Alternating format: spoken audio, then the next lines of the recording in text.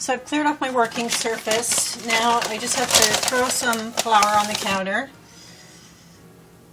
And I also usually put some flour on my rolling pin as well. Spread that out. So we've got these 2 balls of dough that we made, pastry that we made. This one looks a bit bigger and this one looks a bit smaller, whatever. So we're going to make we'll make the 2 bottom shells. So what I'll do is I'll cut this one in half. Just eyeball it, doesn't have to be exact.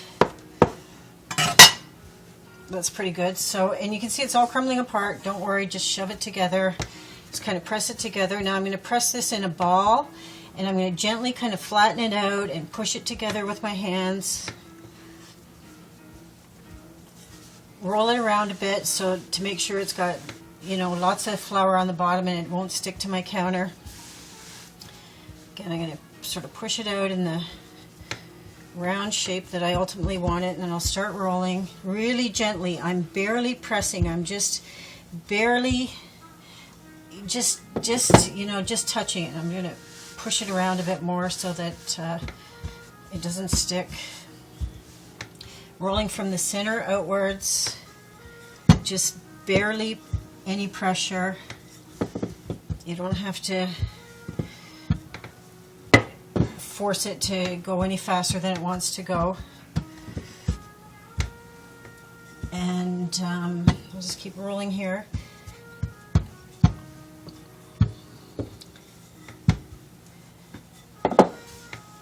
Push it together. If it starts to fall apart, it's no big deal. I have this excellent pastry tool. If you don't have it, just remember to keep, you know, making sure that you've got flour, that you're not sticking to your counter. Don't worry if it breaks, it's fine. You're just going to patch it together anyway. So I'll keep rolling out here. Patch that together.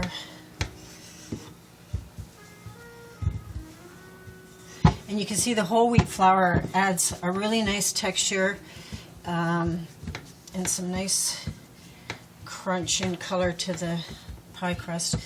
Now that looks pretty good to me. I'm just eyeballing it. Now you can take a pie pan here, you can hold it over and, you know, just make sure that you're pretty much covered. This is going to be a bit lopsided. I'll roll it out a bit this way. And then what I do, if you don't have one of these tools, just do it gently. I just fold it in half and roll it up a bit. And then I bring the plate right over and then I just drop this on top and then really gently pull it out. And now I can press it and fit it and make sure it's all, you know, I sort of push it down on the sides a bit to, you know, fill it in. That needs more there. We'll rip some from somewhere else. It doesn't have to be pretty. This is the bottom crust and it's going to turn out great. Okay, I'm just going to redistribute a bit here. Make sure you don't have any holes though, because then the juice from the fruit will just get all over the place. So make sure that all your holes are filled in. Any excess dough you have, use it to make sure you've got your crust going out to the edge. We're going to make this all look beautiful later, but right now that's good for that bottom. That looks good. Now we're going to roll the other half out and we'll make the bottom for the other pie. Again, I'm sort of pushing it together, helping it stick together. I probably need to put more flour down though. Just a second.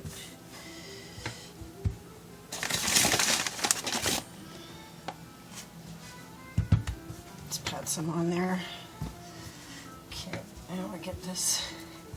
Just get it sort of started in the right shape and the right direction, and you know, if it wants to crack apart, you're gonna just push it back together. Roll it around so you got lots of flour going on from the center outwards, really gently. Just push any cracks together, it's no big deal.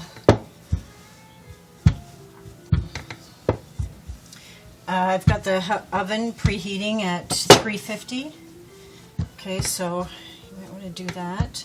And I've made the the ingredients list and the step-by-step instructions into a PDF, which I will also post. So if you didn't get, the quantities I'm using, it's all in the PDF that I created. Okay, now this one I'm making into, this is going into an aluminum pie plate. I don't usually use them. I prefer the glass, but I'm giving this one to a neighbor, so it prevents them from having to hand it back to me. I can just recycle it. Okay, so that looks pretty good. Oh yeah, that's fine. So again, I'll do it without the pastry cutter if you don't have one. So you just gently pick it up and roll it, and then drop it on and roll it out really gently so you don't rip it. Even if you do rip it, it's not the end of the world because you can always patch it up. So we're going to shove all that together, push it down, get it all in there. Make sure we fill in any holes.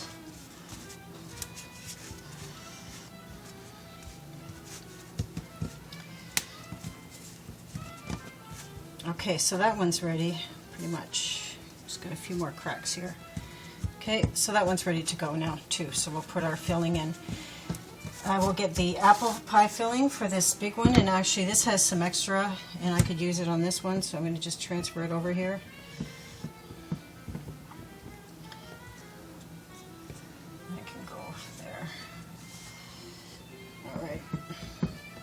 So I'll start with the apple. I'll get the apple filling.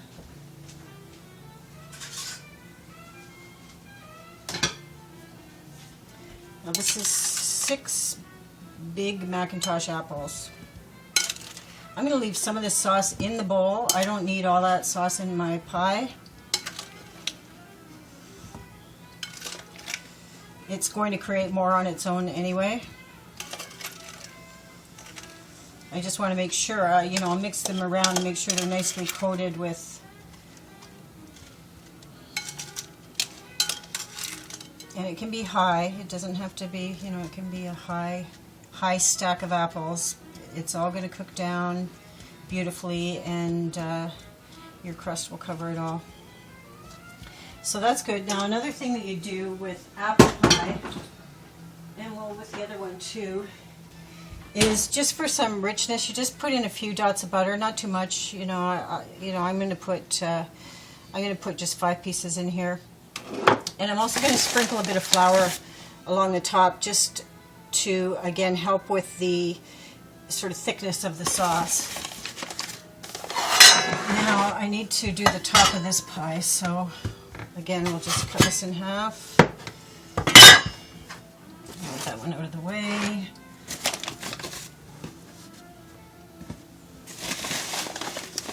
Throw some flour down, shape it out, spin it around, make sure the bottom's nicely coated. The whole key is to just be gentle but firm.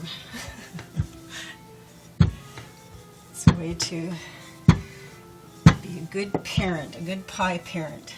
Firm but gentle. Okay, so this is coming along very nice. Oops, okay. Collision, because I'm running out of room here. I'm just going to move that out of the way. So rolling from the center outwards, center outwards.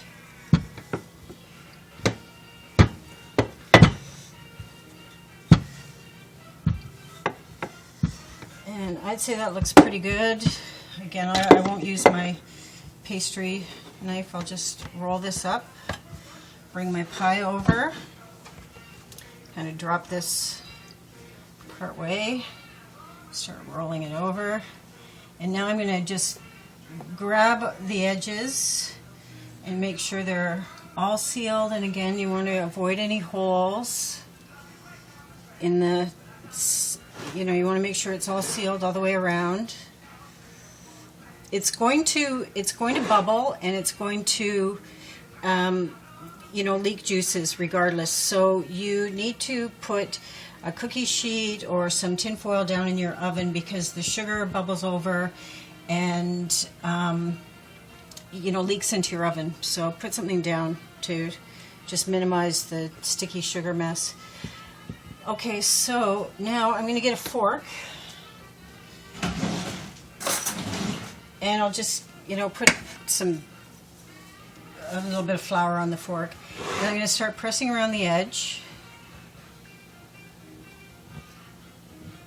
I don't worry that my pies are, they're not going in a fair or anything. They're just for my family, so I don't care if they're not that pretty. But this helps to seal the edge of the pie crust. You can also see where you might be a bit too thin with the pastry. Yeah, this isn't perfect, but whatever. Okay, so I've got that now. I need to trim the excess. I'll just use a butter knife and go along the bottom of the pie pan.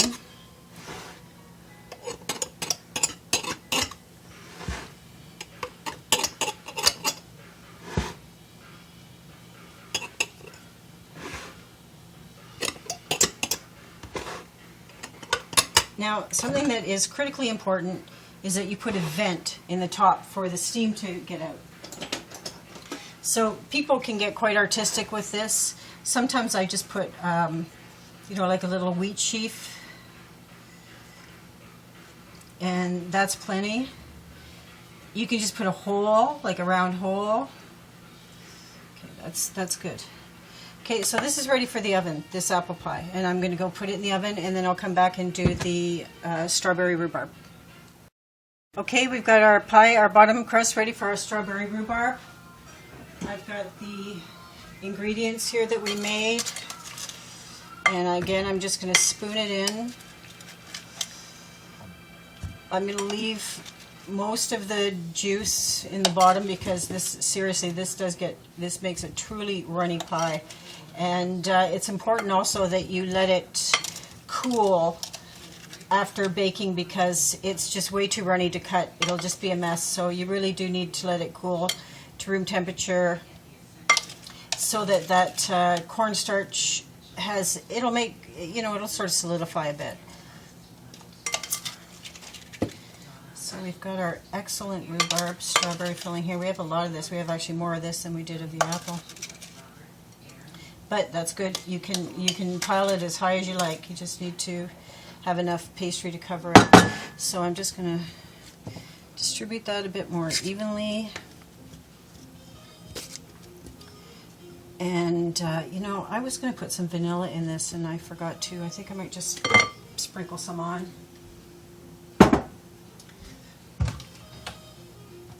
So I've got some vanilla, and I'm going to hold my hands over and I'm just going to sprinkle some in there, just a few drops.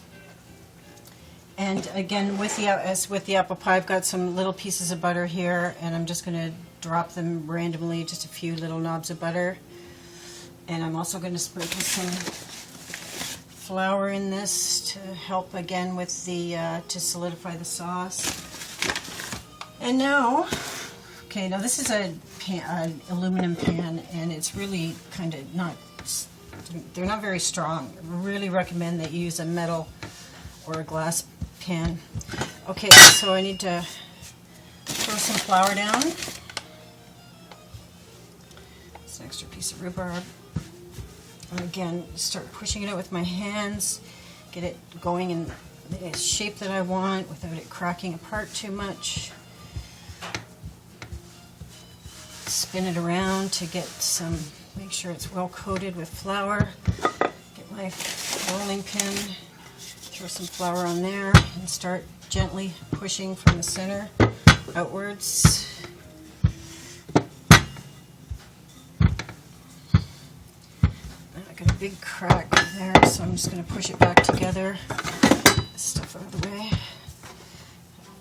move this around a bit because I don't want it stuck. Try to get it back into shape here.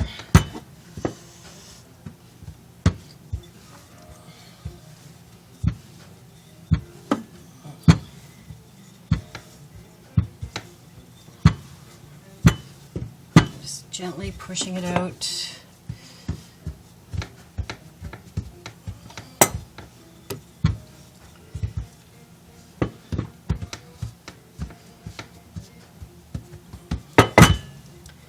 Okay, and that looks pretty good. I'm going to use my, I mean, I recommend it. Get one. They're great for all kinds of things. I mean, you can scrape off. They're great, so I recommend it. Okay, now putting that on the edge, and then I'm going to roll it out gently. Conveniently, this already has a hole in the top. I have to put some in anyway, so that's no big problem. You want to have the edges sealed.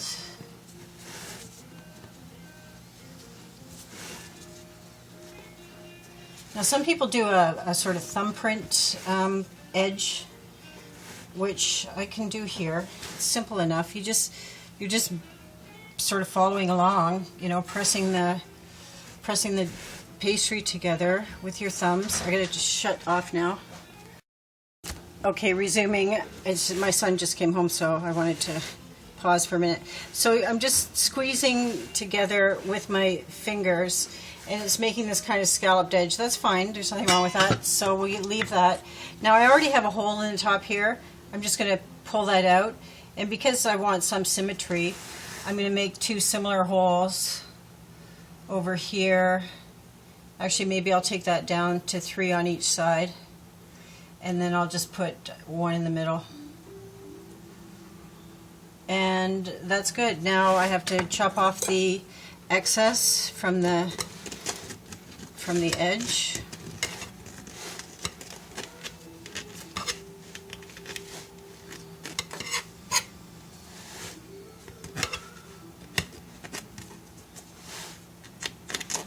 All the way around. And that is ready for the oven. Okay? And we'll pull it out in about an hour.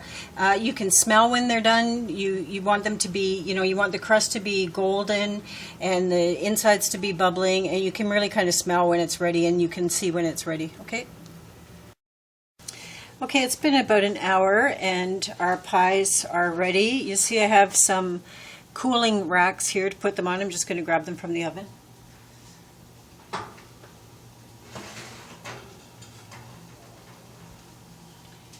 Here's the apple pie, nice and golden brown and steaming. And now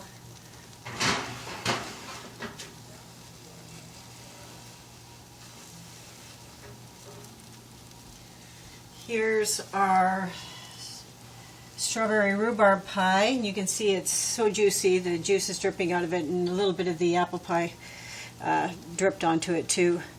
But they both look good, and you have to let them cool completely because you want the juice to solidify a little bit. So let them cool, and they will be delicious and flaky. Okay, that's it. Enjoy making your pies.